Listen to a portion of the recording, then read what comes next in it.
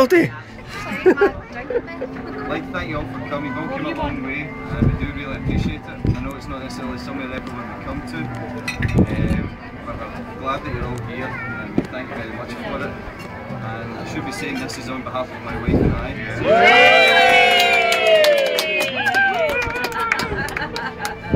I hope you've enjoyed yourself, I hope you enjoyed the day. A bit of a different wedding, but I think it's kind of true to say it's a bit of a Greek wedding. Where's the money? Get it pinned on. Where's the money? Get it pinned on. I know that some came for different motives from others. Alan, I've never known anyone to travel so far for a free dinner. Me in particular. Should I say that? Just Aldous. On behalf of Karen and the two kids, thanks very much for coming. And I think my brother, who's been waiting 34 years to say something about me, is in the wings here. So thank you. Sorry, it's the wrong space. That's yours, Aldo, for the party next week. For those of you who don't know me, my name is Nicholas. I am, for my sins, a solicitor, so I promise I'll tell you nothing but the truth tonight. Because lawyers never lie. It's Henry VIII said to one of his wives, I won't keep you long. I know you're all down to get some more drinks, so I'll try and keep this as brief as I possibly can. As already said, thanks everyone for coming so far.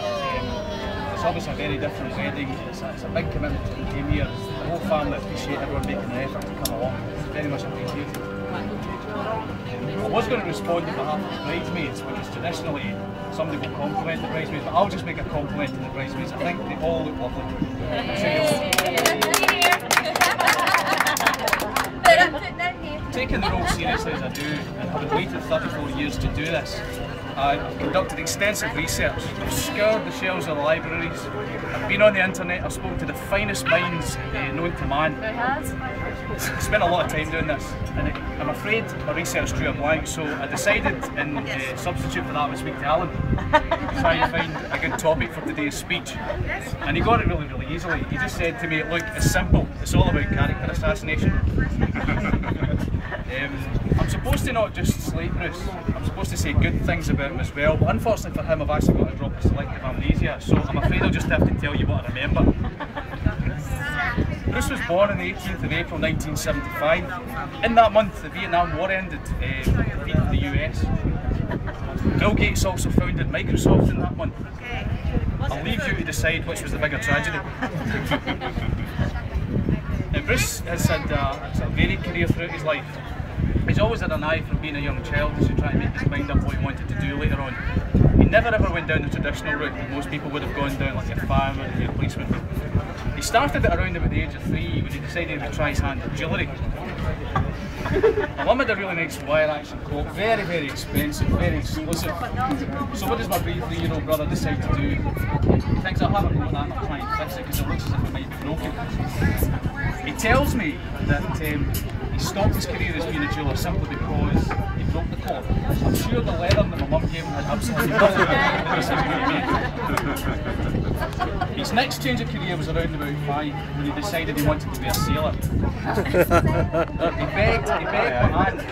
begged my aunt for the Action Man sailor. He was down on his hands and knees and leaving rock begging for this, throwing a tantrum.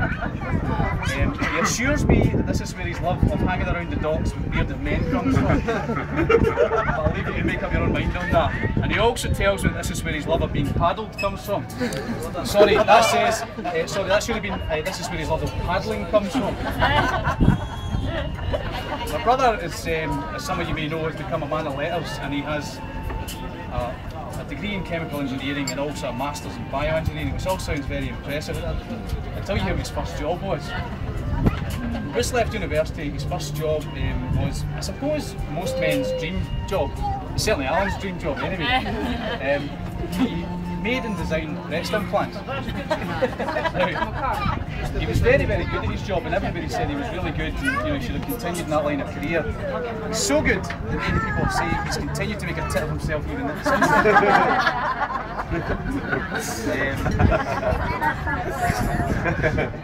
I'm also told that I'm supposed to bring out a reminiscent story about when Bruce and Karen met one another as part of the traditional speech. Now, I had to go back to Michelle, because Michelle and I met Bruce and Karen around about the same time as we all started hanging out together. And when I asked Michelle, I said, so look, what could I discuss about things and say? No, it's alright, you're okay. I asked her to discuss with her to say, what's one of the best things that came out of Bruce Meet Karen? And she said, well, I think, to be honest with you, it's the fact that she's taught me to speak properly. I said, what do you mean? She said, well, I'm sick fed up hearing them saying sailor, island. So he now says sailor and island. Maybe got a speech impediment. I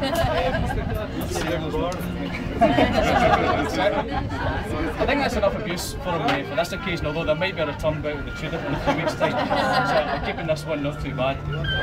Everyone enjoy your drinks. I'd just like to propose a toast to the bride and the groom. Well done, Duke. I've got some cards here that came along. Some for people who are here and some for people who are not here. The first one I've got from Karen's dad. He says, I'm sorry I'm not there with you, but you're in my thoughts and I wish you all the best. Love, Dad. The second one's from my mum, who is here, who says, wishing you all the happiness on your wedding day. Love, Mum. The next one's from Terry and Joe, who wish you all congratulations and all the very best for the future. The next one's from Auntie May and Uncle John. May you live as long as you want and never want as long as you live. Best wishes. And the final one I've got here is from Ian and Nan. They're just wishing you happiness for a lifetime on your wedding day.